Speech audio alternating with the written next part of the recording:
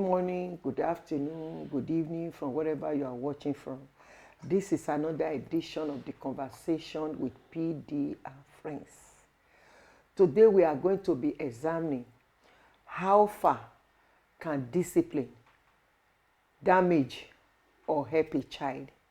The Bible says, train up a child in the way he will go. When he's old, he will not depart from it. Proverbs 22 verse 6.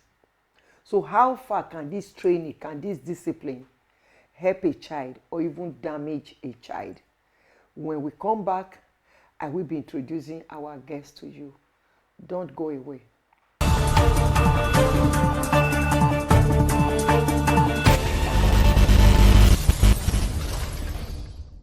You're welcome back. My name, as always, is Pastor Dolly. And with me in the studio, our regular guest. In fact, we are the PD and Friends. Mrs. Uche, nice to have you back here again. I'm home here. It's a pleasure. Thank you very much. God bless you. Like I said earlier, how far can we discipline a child and it becomes like a damage to the child? Or how far also we can discipline a child and it will help a child today, tomorrow? Mrs. Uche. Everything in life has two sides of it. You know, like somebody said, the coin has two sides. So everything has two sides. Growing up, I know that there's what they call advantage and disadvantage. Yeah. So, and there's also what they call effective. You know, something can be effective. Something that can be good can be effective and can also not be effective if not used properly. So also is discipline. How far can it go? Discipline can also damage a child if it is not targeted to an objective. And when you target the objective, what's your objective in disciplining a child? What is your strategy? Probably because I'm in that field, so I could really know when discipline is going overboard, you know.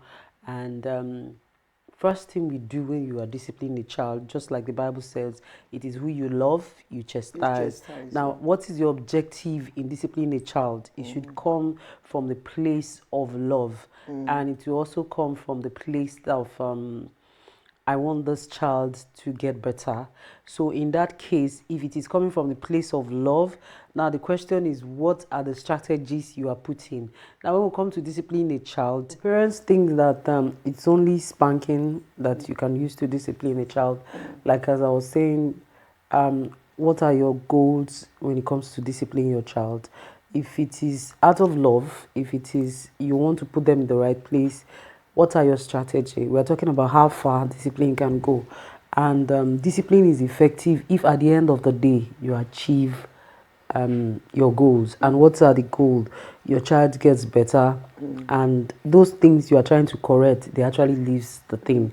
So you don't repeat it again and again. So I would not say that there is this is a better way to discipline your child because you also understand your child. But I feel that spanking is not just the only way out, because when you spank a child, the child gets used to the spanking, but the objective of the discipline is not achieved. So I think I'm only going to say that I think there are also other ways we can discipline a child and still make the child better. You could teach. You could explain some things and you could reason with your child. I think for me, that's how far you could go when you want to discipline your child, not to destroy the child. Because if you're not careful in terms to discipline a child, you can break that child. What do I mean? There are some things you could do that can make a child feel inferior because he feels that there's nothing I do that is right. You can also make a child to be timid in the area of discipline. You can also kill the confidence in a child. If a child is always being disciplined in a particular way, the child loses confidence. So it can also damage a child if you are not careful. I'm thinking one of the ways that we can discipline a child, and the child will understand that it is for the good of that child. Yeah. When it is done in love, when it's not done with hate in our mind. For instance, when you are disciplining a child, you must understand that what we're trying to correct is the behavior of the child, not the child. Our target is not the child. It's not to hurt the child. It is to correct the behavior of the child. Once we have that in mind, we'll be able to be focused on the behavior of the child, and we present it in a way that will make the child understand that there is still love behind whatever we are doing. It is for the good of the child. And that is if we have enough love in our heart. When we are correcting the child, we correct in love. We don't correct with the aim of pulling the child down, making the child feel bad, making the child feel inferior, destroying the self-esteem of the child. It is the behavior that is not right that we are correcting. When we come back, we'll still examine this more. And remember to share, like, subscribe. If you have any question, you can ask us on this platform. You can put it on the comment section. We will get back to it. We will answer the question. If need be, we can bring it up here as a topic of discussion. Don't go away.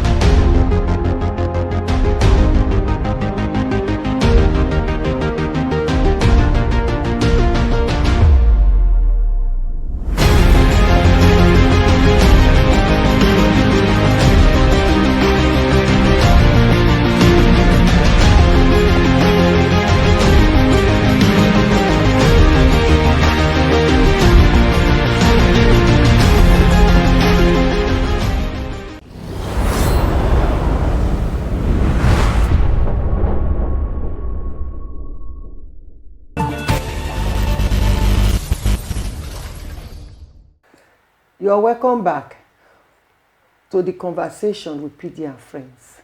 We are still on how far can we discipline a child and that it can damage the child or help the child. Mrs. Suche, we still want to look into this discipline of a child. I want to take the part of damaging a child in you disciplining a child.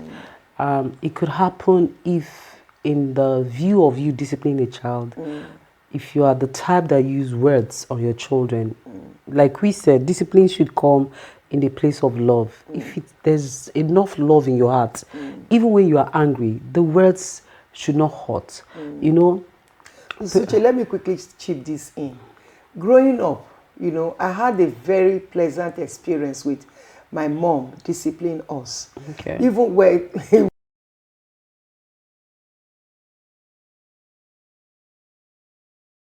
just hold your ear, drag your ear, and she's saying, you this child. She's saying it with serious, she's so serious, you could see that she's saying it with, like, you could have thought it's anger anyway, but she's saying things like, you this child, it's only good that will happen to you in this life. Wow. You this child, and you, it's only good that will happen to you in this life. She's dragging your ear and she's telling you it's only good that will happen to you in this life. I never know her to use a curse on her children. To even say, you cannot even say things like, look at your head before her eyes, before her face, when it has to do with her child. She doesn't allow foul words. She never allowed foul words on her children. Yeah, and some parents wait for when a child offends for them to burst out from their own grief, and probably their grief, their anger with their father, whatever wrong their father has and they done put it on the children. On the child, And over, when you begin to put your stress on the child, it has a way of making that child to lose self-confidence. I was hearing a pastor online when he was saying something. People thought it was controversial, that discipline your child. I think probably they took his words out of content. He said discipline your child, make a child to lose self-confidence. I think probably they took it out of content. I think where he was coming from is that part where you begin to use some words on your children, negative words. Like some people go as far as saying, "I regret even having you." So at times when you are angry, you could say a lot of things, and forgetting that the person you are talking to still have five senses. He can feel and he can relate. So when you think a child in uni, Ilori's thereabouts committed suicide, and on the note before the child died, he wrote a note to the mom and said, "I hope you are happy now because this is all you have always wanted."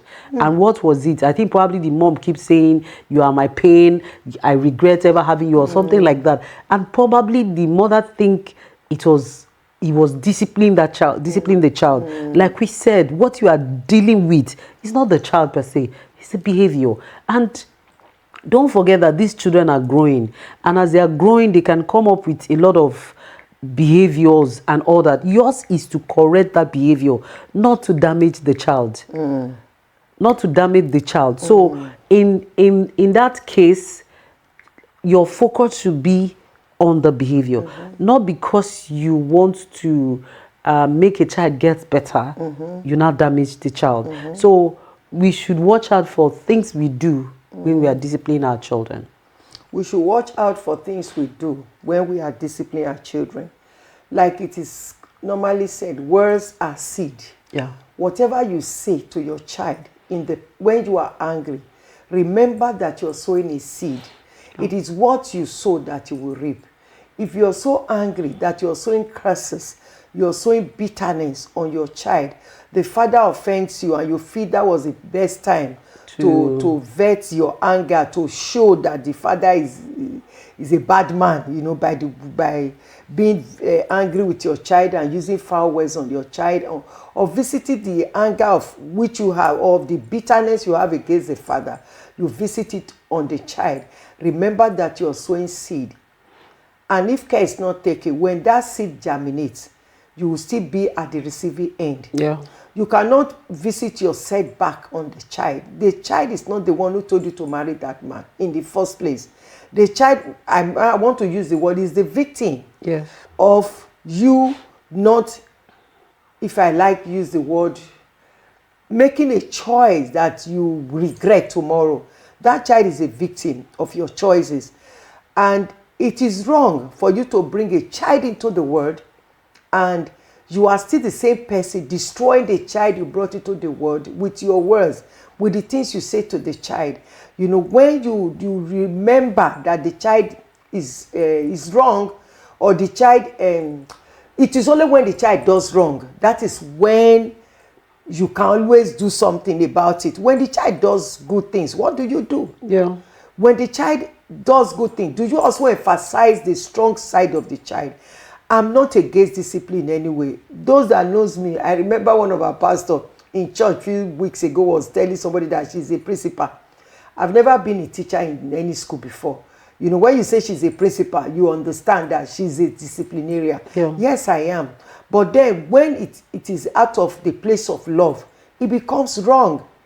You must be able, the Bible says you should discipline, yes, but with love. Love your child and show that child love when you are disciplining the child. Don't go away. When we come back, we'll be taking our last word. But before we go, I want to remind you to like and share and comment. Your comments can be used in another episode as a topic of discussion. That is your questions that you ask on this episode. Stay tuned.